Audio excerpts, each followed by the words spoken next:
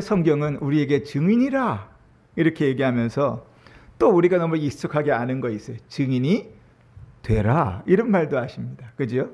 사도행전 1장 8절 우리가 너무나 잘 암송하는 말씀이잖아요. 오직 성령이 너희에게 임하시면 너희가 권능을 받고 예루살렘과 온 유대와 사마리아와 땅끝까지 이르러 내 증인이 되리라. 우리가 증인이라는 말은 우리의 신분입니다. 그죠? 근데 주님께서 증인이 되리라 하는 말은 무슨 말입니까? 증인으로서 삶을 살아야 된다는 말을 의미하는 것입니다. 여러분, 증인은 증언해야 될 의무가 있습니다. 여러분, 이 땅에 사는 사람들도 마찬가지입니다. 의무는 하지 않으면서 대우는 받으려고 하는 사람들이 너무 많습니다. 의무는 하지 않으면서 권리만 챙기려고 하는 사람들이 너무 많습니다. 교회도 그런 사람들을 수두룩합니다. 그런 사람들은 늘 뭐가 앞서냐면 말이 앞섭니다. 의무는 안 하는데 권리만 주장하려고 해요. 어떤 목사님이 저에게 이렇게 물었어요. 주인과 주인 의식의 차이는 뭔가? 아니다. 주인 행세와 주인 의식의 차이는 뭔가? 참 어렵지요? 그죠? 여러분, 의무는 하지 않으면서 권리만 주장합니다. 그런 사람들이 교회를 다 흐트러 놓습니다. 그런데 증인은 증언해야 될 의무가 있는 자입니다. 여러분, 증인이라고 했습니까? 증인이십니까? 아멘이죠. 그러면 뭐 해야 된다고요? 반드시 그 삶에 증언해야 될 의무를 지고 있는 자들입니다. 그런데 증인이라고는 입으로 얘기하면서 증언을 하지 않는 자들이 있습니다. 심지어는 거짓 증인을 하며 살아가는 자들도 있습니다. 그리스도께서 살아나지 않았다고 말하는 사람이지요. 마치 그리스도가 없는 자인 것처럼 살아가는 사람 말이지요. 고린도전서 15장에 보면 이렇게 얘기합니다. 또 우리가 하나님의 거짓 증인으로 발견되리니 우리가 하나님이 그리스도를 다시 살리셨다고 증언함이니라. 이 얘기 무슨 말입니까? 하나님이 그리스도를 살리셨다고 증언하고 전하면 믿으면 그 삶이 그리스도가 살아계신 자로서 믿는다는 얘기죠. 그죠? 근데 삶 속에 죽은 하나님을 믿으며 사는 신자들의 모습이 너무 많이 보이는 거죠. 증인이면 본 것을 그대로 증언해야 되는 자입니다. 그런데 거짓 증언을 하는 증인도 있습니다. 있을 수 있겠습니까? 있습니다. 성경에 예수님의 무덤을 지키던 경비병들이 그랬습니다. 주님의 부활하시는 그 현장에 가장 먼저 그 모습을 보았던 자들입니다. 그 모습을 처음에는 증인으로서 명확하게 대제사장과 서기관들 앞에서 이야기했습니다. 그런데 그들이 보고 들은 것을 숨기기로 작정합니다. 왜요? 돈을 꽤 그거로 벌었거든요. 증언하지 않으면 돈을 많이 줄게. 증언하지 않으면, 거짓 증언하면 그래도 너에게 부작용이 불합리한 일들을 당하지 않도록 해줄게.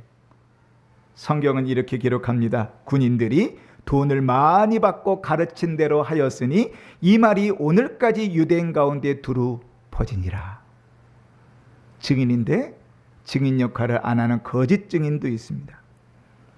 예수님은 우리가 증인이요, 또 증인이 되라고 말씀하십니다. 예수님은 제자들이 복음과 구원 역사의 증인일 뿐 아니라 그것을 전할 증인이라고 말씀하십니다. 오늘 우리가 읽은 47절에 보면 또 그의 이름으로 죄사함을 받게 하는 회개가 예루살렘에서 시작하여 모든 족속에게 전파될 것이 기록되었으니 이 모든 일에 너희는 증인이라. 이 말씀을 우리는 사도행전을 읽으면서 어떻게 이루어지는지를 명확하게 알게 됩니다. 예루살렘으로부터 시작한 그 복음이 어떻게 모든 족속에게까지 전해지는지, 그리고 주님의 말씀대로 그 일이 누구를 통하여 이루어지는지를 우리는 성경을 통해서 너무나 명확히 봅니다. 증인을 통해서 증인이 되어지는 일들을 봅니다. 증인을 통해서 말씀대로 복음이 전해지는 일을 봅니다. 우리가 아까 우리도 증인이라 그랬습니다.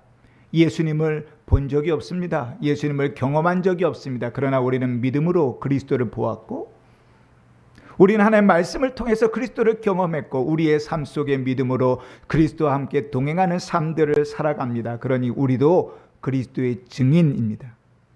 예수를 믿고 구원받은 우리 역시 증인이고 땅끝까지 복음을 전하러 가는 사명을 받은 증인이고 증인이 되어야 할 자들입니다. 복음을 전할 의무가 우리에게 있는 그 증인이 우리입니다. 그러나 여러분, 성경을 보면 증인이 아니라 참고인으로 사는 사람들이 너무 많습니다. 법정에 가면요, 원고와 피고 말고 그 재판을 원활하게 하기 위해서, 그 재판의 내용들을 명확하게 하기 위해서 두 분류의 사람을 부릅니다. 한 사람은 증인이고 한 사람은 참고인입니다. 둘 다 자기가 본 것, 자기가 들은 것을 이야기합니다. 그런데 차이가 있습니다. 증인은 복음을 전해야 될 의무, 그 사실을 명확하게 전해야 될 의무가 있습니다. 그래서 선서를 하죠. 그러나 참고인에게는 의무가 없습니다. 자격만 있습니다. 그래서 참고인은 선서를 하지 않습니다. 해도 되고 안 해도 됩니다. 그냥 참고를 할 뿐이니까요. 예수님께서 우리를 참고인으로 부르셨습니까? 아닙니다. 주님은 우리를 증인으로 부르셨습니다. 그리스도의 복음의 명확한 당사자로서 증인이 되게 하셨고 증인이 되어야 될 의무도 우리에게 부여하셨습니다. 그리고 우리는 그것을 사명이라고 이야기합니다. 사도행전 1장 8절에 오직 성령이 너희에게 임하시면 너희가 권능을 받고 예루살렘과 온 유대와 사마리아와 땅끝까지 이르러 내 증인이 되리라 사명을 주시죠. 그러면 여러분, 내가 사는 삶에서 증인으로서 또 증인이 되어야 되는 삶을 살아야 됩니다. 우리 인생에 내가 만난 하나님, 내게 부어주신 하나님의 은혜를 전하며 내 삶 속에 살아계신 하나님을 드러내며 살아야 됩니다. 아니, 성경에는 하나님이 살아계시다고 얘기하는데 너는 목사라며, 너는 집사라며, 네 모습을 보면 네 하나님은 죽은 것 같다고 얘기하면 우리는 삶을 너무 잘못 사는 거예요. 증인이 아니죠. 성경은 하나님이 살아계시다고 얘기하고 그 사실은 진리일진데 우리의 삶 속에서 하나님이 죽은 자처럼 보인다면 그것은 우리가 증인의 삶을 잘못 살고 있는 것이죠. 때로는 우리는 예수의 증인으로 사는 삶을 두려워합니다. 왜 그럴까요? 내가 복음을 전했다가 내 삶 속에 실망할 수도 있고 또 예수님과 다르게 사는 내 모습을 보면서 사람들이 오히려 예수님을 욕할 수도 있고 복음을 전하는 일 때문에 외면당할 수도 있고 세상에서 내가 이렇게 부하지도 못하고 여유롭게 살지도 못하는데 그 말도 안 되는 소리로 하나님을 욕먹인다고 생각할 수도 있고 심지어는 예수 믿는다고 이야기하고 전하며 살아갈 때 받아야 될 손해가 크기도 하고 그래서 증인의 삶들을 포기하고 살기도 합니다. 여러분은 어떻습니까? 여러분의 삶의 현장에서 내 형편이 별 볼일 없다고 증인의 삶을 포기하십니까? 여러분의 삶의 현장에서 내가 당할 불이익 때문에 증인의 삶을 포기하십니까? 여러분의 삶 가운데서 혹은 내가 주님께 영광을 가릴까 봐 증인의 삶을 포기하십니까? 혹은 여러분의 삶에서 내가 하나님을 욕먹일까 봐 증인의 삶을 포기하십니까? 우리는 사실 말도 안 되는 것으로 두려워합니다. 그러나 증인은 증인으로서 살아야 합니다. 사실 여러분, 증인으로 산다는 것은요, 내가 할 수 있는 것은 아무것도 없습니다. 그저 순종하는 것밖에 없어요. 증인은 그대로 이야기하는 것밖에 다른 것이 없습니다. 증인의 효력은 그 능력이 내게서 나가는 것이 아니거든요. 증인이 증언하면 그것을 판단하는 것이 판사이듯이 증인이 그냥 증언하며 살아가면 그 능력, 증언을 가지고 역사하시는 것은 하나님이십니다. 성령께서 역사하시는 것이고 세상 끝날까지 나와 함께 하신다는 그 하나님께서 역사하시는 것입니다. 그런데 우리는 쓸모없는 고집들을 다 싸질머지고 내 삶이 제대로 못 살까 봐, 내 형편이 찢어지게 가난해서 내가 불이익을 당할까 봐, 혹은 내가 하나님께 욕먹일까 봐 생각지 않아도 될 일도 불순종하며 삽니다. 그러나 아주 단순합니다. 증인은 보고 들은 것을 증언하며 살면 됩니다. 누가 일하십니까? 성령께서 일하시는 것입니다. 누가 일하십니까?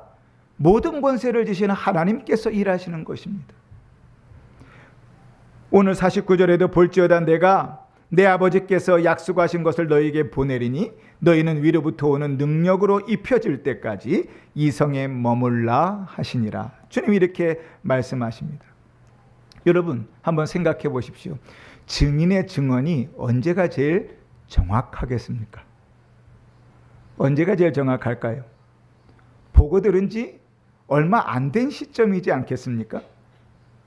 그렇다면 지금 제자들이 부활하신 주님을 경험하고 주님과 대화했던 그 시점이 예수 그리스도의 복음을 전할 수 있는 증인으로서 가장 뜨거울 때 아니겠습니까? 시간이 지나면 기억은 희미해집니다.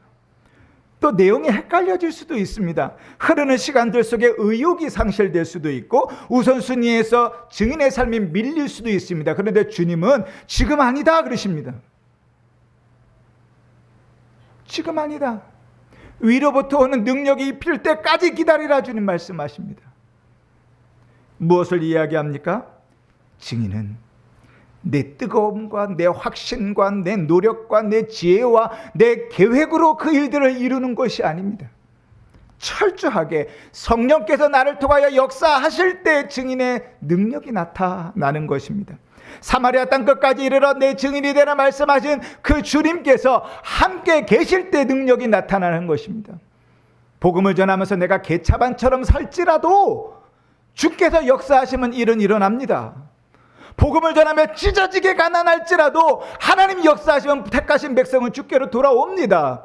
복음을 전하면서 내가 아무런 일을 행하지 않았다 할지라도 하나님께서 함께 하시면 하나님 택하신 일들은 일어납니다.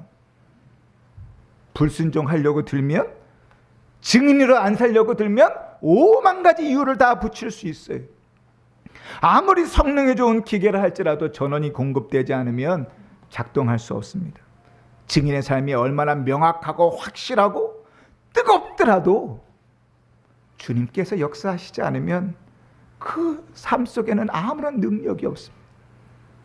성경에서 참 큰 은혜를 경험한 사람이 누군가를 생각해 보면 저는 사도 바울이라고 생각합니다. 정말 죽일 놈이었는데 이 죽일 놈을 주님께서 부르셔서 능력 있는 놈으로 쓰시죠. 그죠? 그런데 그렇게만 쓰신 것이 놀라운 일이 아니라 성경을 읽으면 이 사도 바울은 그렇게 예수님을 만난 다음에 천국을 경험합니다. 3층천을 경험했다 그럽니다. 여러분 우리 중에 천국 갔다 오신 분 있습니까? 신앙이 미비합니까? 그런 의미가 아니지요. 그죠? 사도 바울에게 부어진 하나님의 크신 은혜입니다. 그런데 사도 바울은 단 한 번만 그 얘기합니다. 내가 갔다 왔으나 이야기할 수가 없다. 겸손이지요. 갔다 온 경험으로 능력이 나타나는 게 아니기 때문에 그렇습니다. 증인의 능력은 오직 성령께서 일하실 때 이루어집니다. 증인의 능력은 우리와 함께 하시는 그리스도께서 역사하실 때 이루어집니다. 증인의 능력은 모든 권세를 받으신 주님께서 일하실 때 이루어지는 것입니다. 그러니 기다리라 그렇게 말합니다. 위로부터 오는 성령의 능력이 입혀질 때까지 기다리라. 그때야 비로소 증인이 된다. 너의 뜨거움과 너의 열정과 너의 확실함으로 증인이 되는 게 아니다. 너의 열심과 노력으로 증인이 되는 게 아니다. 우리가 어제 여름성경학교를 끝냈습니다. 3일 동안 여름성경학교를 하면서 성도님들 참 많이 기도하셔서요. 얼마나 은혜가 부어졌는지 전혀 믿지 않는 가정의 6명의 아이들이 여름성경학교를 100% 다 참여했습니다. 하나님의 은혜지요. 그리고 우리가 기도하면서 바라는 것은 오늘도 좀 왔으면 좋겠다. 애썼습니다. 그런데 오늘은 오지 못했습니다. 우리의 노력과 열정만으로라면 여러분 교사들은 죽을 만큼 힘들게 애썼습니다. 가정일 돌아보면서 직장일도 해가면서 교회 학교에 때마다 모이고 기도하면서 모이면서 그 일들을 감당했습니다. 날씨는 38도 39도까지 올라가는데 에어컨을 틀어도 에어컨이 시원해지지 않는 그 상황 가운데서 열심히 했었습니다. 그 열심만으로 보면 그 6명의 아이들은 당연히 나와야지요. 그죠? 얼마나 더 열심히 해야 한 영혼이 주 앞에 오겠습니까? 우리 성도님들은 열심히 금식하며 기도했을 거잖아요. 그치요? 그랬을 거예요. 얼마나 더 열심히 기도해야 영혼들이 나오겠습니까? 그러나 여러분, 하나님의 능력은, 하나님의 증인으로서의 능력은 열심으로 되는 일은 아닙니다. 그렇다고 열심히 하지 않아도 된다는 말이 아니에요. 열심히 주의 능력의 보증이 아니란 말입니다. 나의 힘쓰고 애씀이 능력의 보증이 아니에요. 그러니까 우리가 증인으로 살지 못하는 그 수많은 이유들이 얼마나 쓸데없는 이유였는가가 여기서 드러납니다. 내가 똥구멍 찢어지게 가난해도 내가 만난 주님을 전할 때 하나님의 역사는 이루어집니다. 내가 때로는 신자답지 못하게 조금은 살아갈 때라도 주의 복음을 전할 때 성령께서 일하시면 반드시 그 역사는 이루어집니다. 누가 하는 일이라고요? 하나님 하시는 일이거든요. 그러니 증인이 되는 일은 아주 간단합니다. 순종만 하면 돼요. 그냥 내 삶을 드리기만 하면 됩니다. 그저 우리는 우리의 삶 속에서 증인으로 살기만 하면 되는 것입니다. 잊어버리지 않고.